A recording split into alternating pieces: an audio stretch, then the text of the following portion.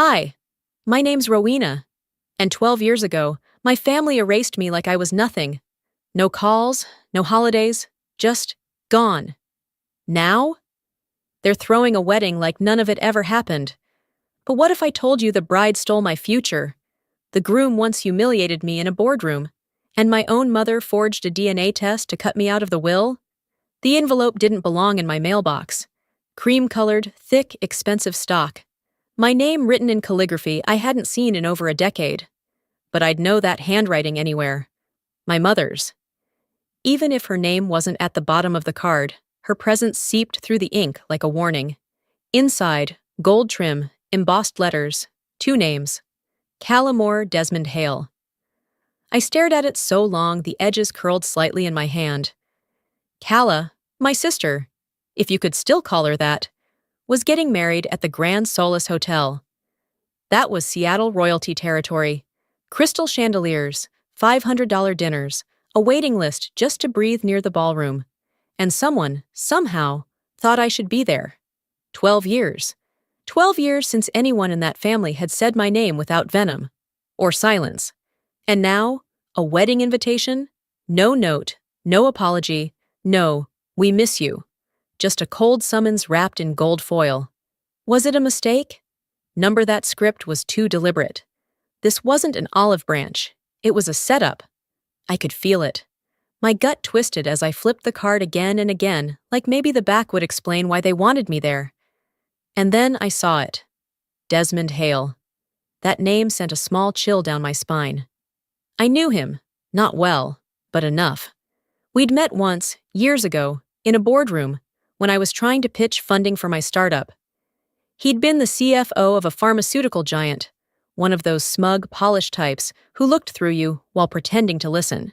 He told me my projections were impressive for someone so early in their journey, which was code for, "You're too young, too female, and I don't take you seriously." Now he was marrying my sister. What were the odds? Except I don't believe in odds. I believe in intention. People like my family don't operate by accident. This wasn't a coincidence. It was bait. Glittery, gold-embossed bait. And they didn't think I'd bite. But they forgot one thing. I'm not the same girl they shoved out the front door, with nothing but a duffel bag and a broken heart. That girl's dead. I tossed the envelope onto the counter and walked to the window. Seattle's skyline blinked back at me through the rain-streaked glass. I could see the outline of the Grand Solace from here. Funny, for years I tried to erase them from my life. Now they wanted me back just long enough to smile for the cameras and whisper behind my back. I felt my chest tighten, but it wasn't fear. It was something colder, something focused. They didn't know who I'd become. They didn't know that I'd built something from the nothing they left me with. That I had a husband who believed in me when no one else would. That I wasn't just surviving anymore. I was winning. I opened my closet, reached for a sleek black dress I'd been saving for something that mattered. I ran my fingers over the fabric, clean lines, powerful silhouette. It wasn't bridal, it was war-ready. My phone buzzed, a text from Jareth. "You okay?" I stared at the screen for a second, then typed back, "I'm going to the wedding." Pause. "You sure?" he replied. I didn't hesitate. It's time. This wasn't about closure. It wasn't even about revenge. It was about reclaiming my name, my story, my damn place in the room. They wanted a spectacle. They'd get one, but not the kind they were expecting. I zipped the dress, stepped into my heels, and looked at myself in the mirror. Polished, composed, ruthless. I wasn't going to beg for a seat at their table. I came to flip the damn table over. That night, I couldn't sleep. My body was still, but my mind wouldn't shut up. Jareth was out cold, but I sat by the window, city lights flickering below, clutching the invitation like it might bite. So the next morning, I did what I always do when my head gets too loud. I walked. Pike Place was just waking up, crates clattering, espresso hissing, the air thick with fish and bread and tulips. It should have calmed me. Instead, it took me back. Back to being 16, second-hand cardigan, hoping someone, anyone, would believe me. It was the day my mother's diamond necklace disappeared. I wasn't supposed to be in her room. Calla left the curling iron on again, and I got blamed. I went in to unplug it. That's it. 10 minutes later, my father's voice boomed through the house. She was the only one in there, Calla said, fake tears and all. My mother didn't even pause. You've always been selfish, she snapped, and now this. But my dad, that look in his eyes, like I was something he couldn't wash off. Disappointment follows you like a shadow, he muttered. They never found the necklace. Not in my room, not anywhere. But it didn't matter. The damage was done. I wasn't punished. I was erased. Dinner alone, no rides, no friends. Just silence. And Calla, smirking in the hallway, like the universe had finally aligned in her favor. That's when I learned the truth. In my family, image mattered more than facts, and they'd already picked their golden child. College was supposed to be my reset. It wasn't. It started with whispers. Then, one day, my roommate shoved her phone in my face. Did you see this? A student blog post. The real Rowena Clade. The girl who lies, steals, and plays the victim. No author, of course. But the tone? I knew it like a scar. She manipulates professors. Ask her about the necklace her family never got back. My stomach dropped. My inbox dried up. Project partners vanished. A professor pulled me aside. Perception matters. I wanted to scream, but I'd learned. It doesn't matter what's true, just what people think is. That post cost me a research grant. Almost made me quit school. I couldn't prove it was Calla, but I knew. She didn't just want to win. She needed me to lose. I thought I'd moved on. Buried all that. Until last night. Until that envelope reopened the wound that never really healed. Back home, I pulled up the old blog. Didn't think it would still be live. It was. Still online. Still poisonous. No tears this time, just fire. They never cleaned up the mess, I whispered. They never thought I'd come back to find it. I screenshotted everything. Saved server data. This wasn't nostalgia. This was evidence. Because that 16-year-old girl, the one they silenced, she'd been waiting, watching, growing teeth. And now I've got the shovel. The irony hit hard the next morning. I wasn't even looking for it, just sipping coffee, half awake, scrolling through emails, when a LinkedIn notification popped up.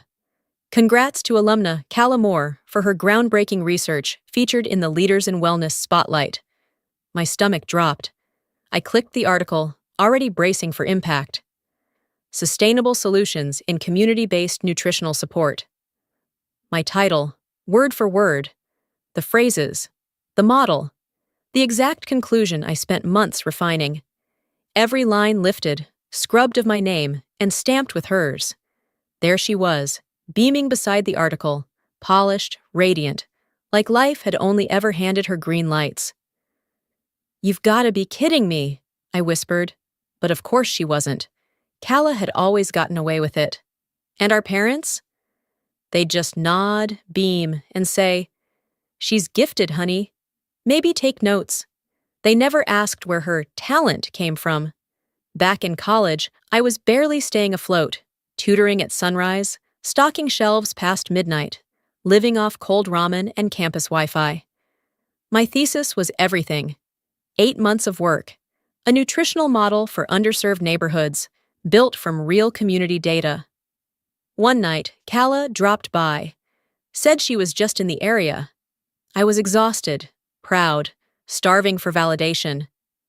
I think this could actually win something, I told her. Maybe even that Women in Health Sciences scholarship. She smiled. Too soft, too sweet. Wow, you did all this? I should have known. A week later, my research folder vanished from the student drive. IT found nothing, no log, no trace. I submitted an old backup, half done. It bombed. Guess who won the scholarship? Calla Moore, they announced at the spring gala. My name wasn't even listed. She waved. My parents clapped in the front row. Someone behind me muttered, "She's just on another level." I smiled like I wasn't breaking in half. I never told anyone. Who would believe me? The tired, angry sister? The girl barely passing biostats? She earned it, Mom said when I brought it up. She works harder than you think, Dad added. You could learn from her. I did. Now, 10 years later, I printed the LinkedIn article and slid it into a manila folder, already thick with receipts. Screenshots of her anonymous blog posts, suspicious transcripts, sketchy financial records. That fake smile she wears like it's bulletproof. This wasn't about revenge. It was about proof. For me. To know I hadn't imagined it. That the lies were real. That they didn't forget me. They erased me. I added a sticky note to the folder. This is where her story ends. Still, I didn't comment. Didn't forward it. Didn't say a word. I waited. Because I've learned, when someone sets a trap for you, the smartest move is to pretend you didn't see it. Then show up anyway. Let them shine. Let them get comfortable. I'll be the one holding the switch when the lights go out. She wore the crown, but I built the throne. And now, I'm coming to take it back. I didn't expect an old photo album to rattle me. It was just supposed to be part of the prep, gathering context, gathering proof. But as I clicked through a buried Facebook album titled More Family Memories, something snapped loose in my chest. It was the smiles that gave it away. Too white, too perfect. Each frame felt like a page from a catalog. Holiday sweaters in forced harmony, Easter brunches with pastel lies. The background changed, but the script never did. And she was always at the center. Vivian. My mother didn't smile. She presented. Her jaw was always tight, her eyes rehearsed. Even back then, she made it look easy to stage a perfect life while making sure no one saw the blood under her nails. Her words rang in my ears, that same tired phrase she tossed around like air freshener. We don't air our family's mess in public. Right. We just bury it under matching napkins and crystal goblets. I used to think she just didn't love me. But now I see it clearer than ever. She didn't hate me. She managed me. Like a campaign manages its scandals. She had always been the one pulling strings. Not in bursts of rage, but with a scalpel. Clean, precise, always in control. My father may have delivered the harsh words, and Kala the stabs in the back. But the choreography? The way our family twisted around appearances and silence and shame? That was all Vivian, and I had danced to her tune for far too long. One memory in particular wouldn't let go. I was 14. We were at a gala for the hospital foundation. I'd practiced my little speech for weeks. Nothing big, just a thank you on behalf of the Moore girls. Something about community and opportunity. I stood there in a borrowed dress that itched at the seams, trying to remember the words. I stumbled. Not even badly, just lost my place for a second. I saw her smile tighten like a crack in glass. After I walked off stage, she grabbed my arm. Hard. Do you have any idea how humiliating that was? She hissed through clenched teeth. My fingers went numb from her grip, but her face never changed for the cameras. When we got home, she didn't yell, she cut. You made us look careless. If you can't perform, you shouldn't volunteer. Kala would have never embarrassed me like that. That was the night I stopped performing for her. But some part of me kept hoping she'd notice me anyway. Maybe that's the cruelest part, when you stop expecting love but still ache for approval. I closed the photo album and opened a document I hadn't touched in months. The file labeled Family Patterns. It wasn't evidence, not legally, but it was proof. My proof. The interviews Kala gave over the years, they echoed phrases Vivian used constantly growing up. Excellence is the bare minimum. Real strength is staying quiet under pressure. It wasn't just coincidence. Vivian didn't raise Kala. She wrote her. She didn't favor Kala because she loved her more. She favored her because Kala played the role better. Compliant, camera ready, willing to be molded. Me? I asked questions. I broke choreography. I refused to smile when it felt fake. So she tried to snip me out of the frame. Well, not anymore. I added more to the folder. Photos, clips, articles. Then I opened a new email window and paused. The cursor blinked. You taught me to be silent, I whispered. the words bitter on my tongue. Now you'll hear everything I've held back. I typed slowly, deliberately. Subject line: regarding more family reputation. I attached my notes, a handful of curated records, and a short summary. Then I sent it. The recipient? A journalist named Becca Lane. We'd worked together once, years ago, when I helped her expose corruption at a supplement chain. She owed me a favor. She also had no problem burning powerful families to the ground. I didn't need her to publish anything. Not yet. But I needed her to know the story was real. Because if my mother taught me anything, it was how to keep your face still while everything behind it burns. But she forgot one thing. I learned how to weaponize silence. She taught me how to smile through pain, but forgot I learned how to weaponize silence. I thought I'd unearthed every secret there was to find. But then came the envelope. No return address, no handwriting I recognized. Just a plain white envelope in my mailbox, sealed with purpose. Inside, folded neatly between two generic sheets of copier paper, was a DNA report. At first, I didn't process it. I skimmed the header. Private Genetic Screening, Pacific Diagnostics, 2015. Then my eyes locked onto the result at the bottom. Inconclusive maternal match. My heart stuttered. I read it again. And again. The name listed under subject was mine. Rowena Clade. The maternal sample? Vivian Moore. I felt the floor shift under me. My body reacted before my mind could catch up. Heat flushed through my chest, my skin cold and clammy. No stamp, no note. Just that one phrase. Inconclusive. I sat down, hard. It was fake. I knew it in my bones. But that didn't matter. Not when it had already done its damage. I opened my old records drawer, the one I almost never looked at. Buried under tax returns and expired IDs was the last legal correspondence I'd received from the Moore estate's attorney. A scanned copy of the revised will, dated just 6 months after that DNA report. My name, gone. I wasn't just cut out of the will, I was erased from the lineage. This wasn't just banishment, this was extermination. Vivian didn't want me to walk away. She wanted to burn the bridge so thoroughly that even the ashes couldn't whisper my name. That day, I remembered something I hadn't let myself revisit in years. It was 2016. I was 23. I'd called the family lawyer, more out of desperation than hope, asking about my grandfather's inheritance, the one he'd once told me I'd receive, no matter what your mother thinks. I never got a call back. Weeks later, the accountant emailed me with a single line. You are not listed as a beneficiary on file. I assumed it was punishment, that they were still angry I'd left without a goodbye. I blamed myself. Now I know the truth. My own mother manufactured a lie so clinical, so clean, no one questioned it. Why would they? People believe paperwork. They believe doctors and seals and signatures. They don't believe daughters who were always difficult. But Vivian forgot one thing. Lies leave trails. And I've learned to follow them. With Jareth's help, we tracked the clinic. Pacific Diagnostics had closed 3 years after that report was dated. No surprise, it turned out to be a shell company, flagged for financial irregularities. One of the doctors listed on the form had his license revoked for falsifying lab results. A payment surfaced, $5,000 wired to a private P.O. box weeks before the report was filed. The sender? Vivian Moore.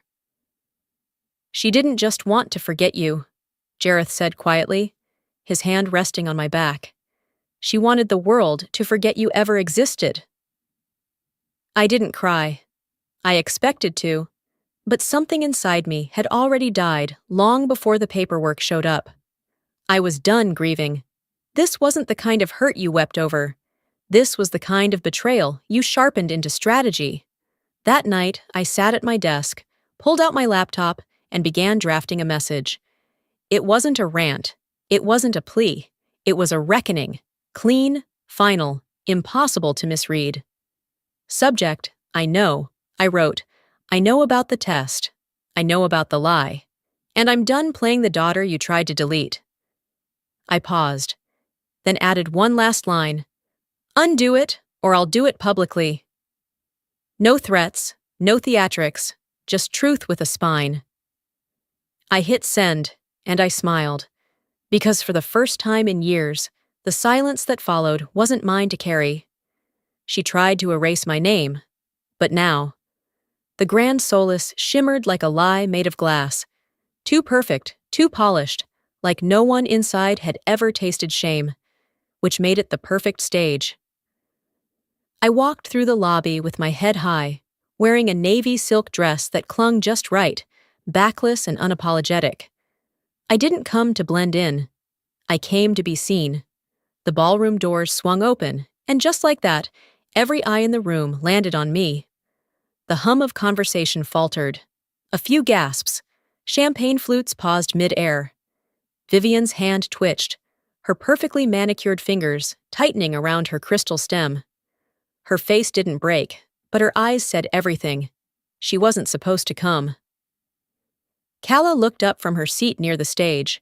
Her smile strained.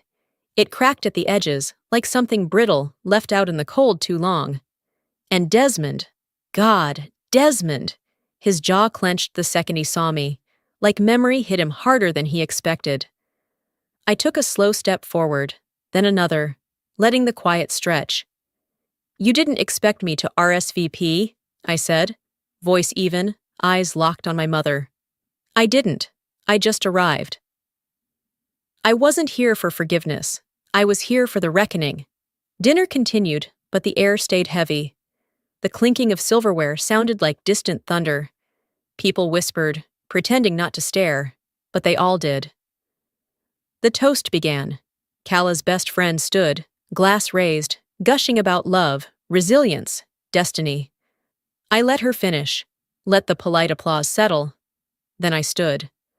I'd like to say a few words, I announced, stepping up beside the speaker. Calla's smile dropped like a shutter. I held up my glass. To truth, I said, letting the pause hang like a blade. And those who fake it. The silence was instant. Even the music stopped. I turned to my sister. Calla, I said sweetly, where exactly did you earn your MD? Her lips parted, but nothing came out.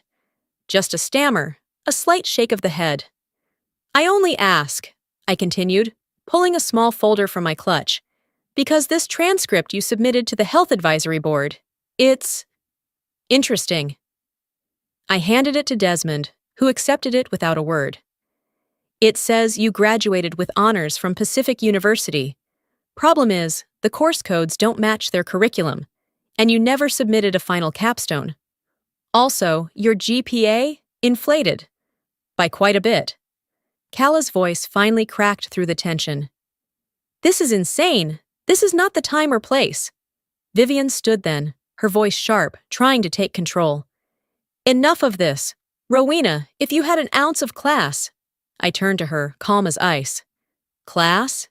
You forged a DNA test to disinherit me. Sit down. Gasps spread like wildfire. I looked back at Calla. You built your entire career on a lie, a medical lie, while real people trusted you, believed in your expertise. Desmond's hands trembled as he scanned the document. He looked up at her slowly. Is this true? Calla didn't answer. She couldn't. He dropped the papers onto the table and stepped back. I defended you, he said, voice low and tight. God, I defended you to everyone. Calla reached for him. Des, baby, please don't let her ruin this. She didn't ruin it, he snapped. You did. And with that, he walked out. Calla tried to follow, but no one moved with her. The room remained still. Her audience evaporated. Her perfect image cracked under the weight of her silence. I didn't stay for dessert. I walked out of that ballroom without a glance back. Outside, the night air was crisp, cold against my skin, but I welcomed it. I breathed it in like clarity. My phone buzzed in my bag. A voicemail. I didn't need to listen. I already knew the tone. Tight, venomous, calculated. Vivian always did hate losing control. I deleted it without opening it. Above me, the sky stretched dark and open. I looked up and smiled. That was just the beginning. I didn't tremble. I didn't second guess. They built a house of mirrors, and I just threw the first stone. The message landed in my inbox at 6:14 a.m. No subject line, no sender name I recognized. Just one sentence. I remember you. You deserve to know what really happened with Kala's suspension. My pulse kicked. I clicked. An attachment loaded. A redacted hospital incident report dated back to 2017. Patient. Male, age 9. Diagnosis. Mild asthma. Overnight observation. Outcome. Induced coma due to incorrect dosage of epinephrine. Attending. Dr. Kala Moore. Status. Case dismissed. No charges filed. No charges. No accountability. Just a buried scandal and a clean slate. I blinked at the screen, barely breathing. Attached to the email was a short note. She wasn't supposed to be near a pediatric floor, but they pulled strings. I couldn't say anything back then, but maybe you can now. My hands trembled, then steadied. This wasn't just about me anymore. I saved the files, encrypted them twice, and moved. Fast. By noon, an anonymous tip landed in the inbox of 3 independent Seattle health watchdog blogs, the kind of outlets that thrived on whistleblowers and weren't afraid of lawsuits. I didn't sign my name, I didn't need to, but I also didn't stop there. I opened a new message. To Dr. Thomas Kellner. Subject, More residency reinstatement. Clarification needed. Would you like to clarify how your star resident was reinstated without a formal hearing after a pediatric incident with long-term trauma effects? I'm attaching records you may have forgotten to review. I didn't need him to reply. The silence from institutions is always louder than their words. By the following morning, Kala's profile was scrubbed from the hospital's website. Social media lit up like a spark to dry leaves. Dr. Kala Moore removed from pediatric center list. Why? Unconfirmed rumors about malpractice in 2017 resurface. I watched from my laptop, coffee in hand, the way one might observe a building being demolished. Controlled, necessary, satisfying. At 3:42 p.m., Vivian showed up at my door. She didn't knock, she pounded. I opened it calmly, stepped aside. You've gone too far, she hissed, barely inside. This is your sister's wedding week. This is accountability week, I said, arms crossed. You're destroying her life. She put a child in a coma. No charges were filed. Because you made sure of that. Her eyes flared. You don't understand the pressure she was under. No, you don't get to twist this into some sad little pity story. You protected her lies and buried a family's pain just to keep your name clean. Her hand trembled as she pointed at me. You always wanted to be the martyr. But this? This is disgusting. And what do you call what you did to me? I asked, voice steady. You faked a DNA test. You let them believe I didn't belong in my own family. You made me invisible. And now you're mad I finally made myself seen. She stared at me, breathing heavy, fury pouring off her in waves. Behind her in the hallway, I noticed Gregory. Quiet. Still. For once, not defending, not posturing, just absorbing. His silence said more than his words ever could. You think this makes you powerful? Vivian snapped. You think being vindictive makes you righteous? No, I said, walking to the door and opening it wide. But telling the truth makes me free. She didn't move. I won't be quiet again, I added. So unless you came here to confess something, you can leave. For a long moment, she stood there. And then, without a word, she walked out. I closed the door behind her, turned, and exhaled. I called the number from the email.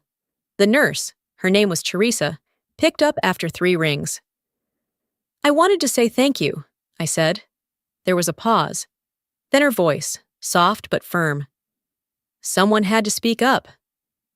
I just didn't expect it would be the sister. Neither did they, I replied. This wasn't revenge. This was justice they thought would never come, and it's only just arrived. The file landed on my desk like a quiet detonation. It wasn't printed on heavy stock paper or stamped in red. It was simple, clean. Legal audit results compiled by Jareth's firm. Neatly organized, with tabs and dates. No dramatics, just devastating facts. Wire transfers from the Moore Family Clinic. Reimbursements, medical equipment purchases, charitable donations. Every last one tagged under my name. Payee, Rowena Clade. There were IRS filings in years I hadn't earned a dime. Returns I never submitted. Refunds I never saw. The first transaction dated back to when I was 19, living on energy bars and sharing a studio apartment with 2 roommates and a mold problem.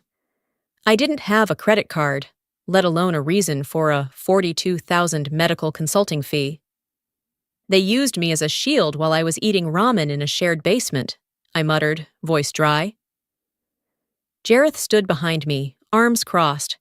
They tied your identity to at least 4 shell accounts. If this hadn't been flagged in a forensic sweep, the IRS would have come for you next year. I couldn't speak. There's a difference between being abandoned and being exploited. One leaves you hurt. The other leaves you gutted. They didn't just cast me out. They built a financial firewall from the ashes of my existence. That night, I didn't cry. I didn't scream. I moved.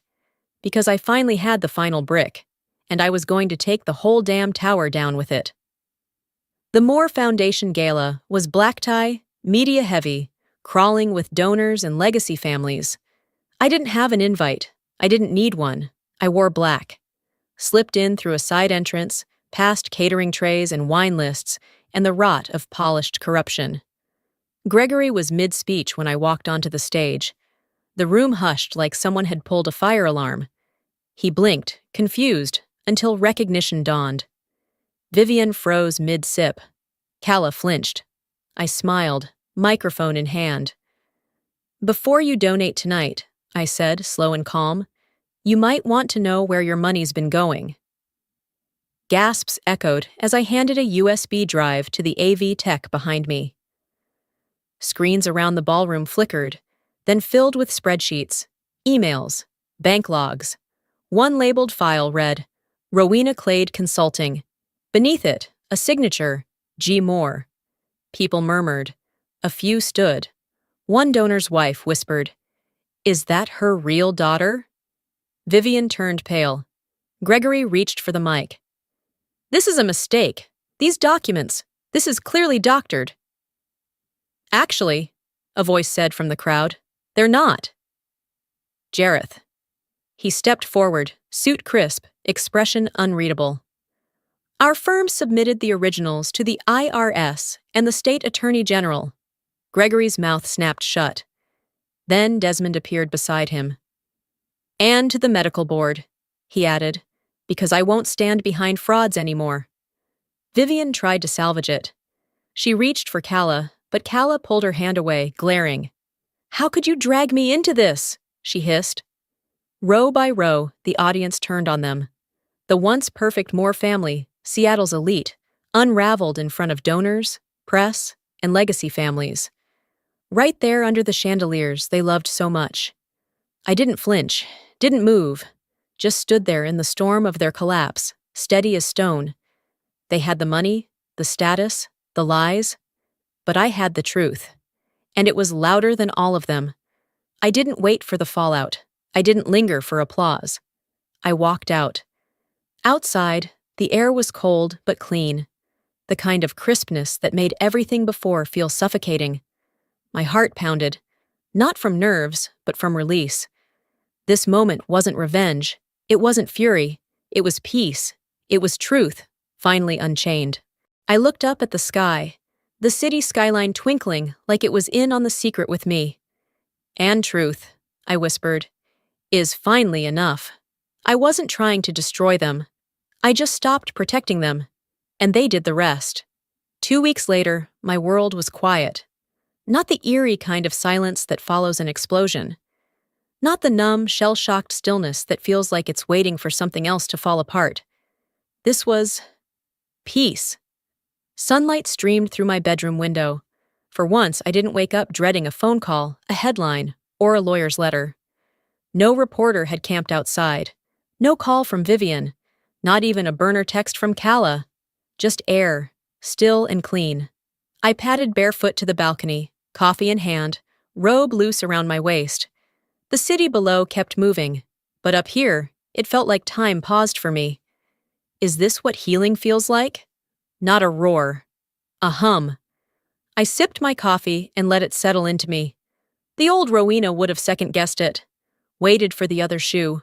Searched the sky for signs of smoke. But not this time. Because nothing was left to burn. I still hadn't deleted the voicemail. I don't know why. Her voice crackled slightly. Too tight. Too furious. You've humiliated us. You'll regret this. I don't know who you think you are, but you will answer for what you've done. But it was the last line that stayed with me. Not the words. The sound. A catch in her throat. Almost like pain. Almost. It wasn't an apology. Not even close. It was still control, even now. Still spinning her narrative, even in defeat. But it didn't sting anymore. Kala never called.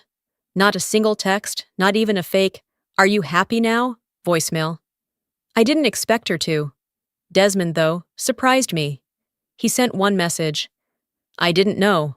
I'm sorry." I stared at it for a long time before typing back, "I know. I believe you. But I don't need anything from you anymore." And I meant it. Letting go doesn't always come with closure. Sometimes it just comes with choice. Gregory's medical license was under suspension. The clinic was frozen, pending a full investigation. IRS audit teams had started combing through 12 years of reports. Vivian had gone dark. No interviews, no charity appearances, no statements. And Kala? Word was, she left the city. Quietly, probably hoping to rebuild somewhere no one knew her name. I wasn't gloating. I wasn't celebrating. I wasn't anything. I was watching. Because when people fall, it's easy to cheer or pity. But sometimes, the most powerful thing you can do is simply witness. That's enough for me. That afternoon, I walked into my office downtown. My staff, my people, smiled, greeted me with warmth, respect, no fear, no gossip, just community. Miriam showed up that evening, my first real boss, the one who handed me a broom instead of a lecture when I was 17 and homeless. She brought flowers, sunflowers actually. "You made it out," she said, her voice cracking just slightly. "I had to," I told her. There was no air left in there. Jareth took my hand across the dinner table that night. He didn't say much. He didn't need to. "You did what no one else could, Ro," he said finally. "You gave them every chance. And when they still chose power over love, you didn't let them take you down with them." I nodded, too full to speak. Not with food, with clarity. Because I had spent years thinking justice had to look like punishment. But maybe it looks like release. And maybe freedom doesn't always come with forgiveness, but it comes. And when it does, it feels like standing barefoot in sunlight, with no one else deciding your story for you.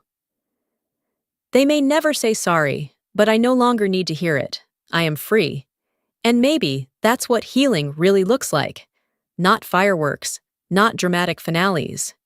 Just waking up and realizing you're no longer fighting to be seen, heard, or loved by people who only ever wanted to shape you into something they could control. If my story touched something in you, if you've ever been silenced, cast aside, or made to feel like your worth depended on someone else's approval, I want you to hear this. You don't owe anyone your silence. You don't have to keep carrying the weight they dropped on you. You don't have to protect those who never protected you. You are allowed to speak up, to step away, to rebuild. And yes, even to thrive without ever hearing, "I'm sorry," because forgiveness is powerful, but freedom? Freedom is everything. Now, I'd love to hear from you. Have you ever been in a situation where walking away was the bravest thing you did? Or maybe you're still holding on. What's stopping you from letting go? Drop a comment below. Tell me where you're watching from. If this story hit home for you, type 1 in the comments so I know it reached the right hearts. If it didn't resonate, I'd still love to hear why and where you're tuning in from. Your voice matters, your story matters. And you? You're not alone. If you want more stories like this, real, raw, and rooted in truth, make sure to subscribe to the channel, hit the bell icon, and share this with someone who needs to hear it. Because sometimes, all it takes is one story to remind us we still get to write our own. Let me know if you'd like this turned into a narration script or animated scene voiceover.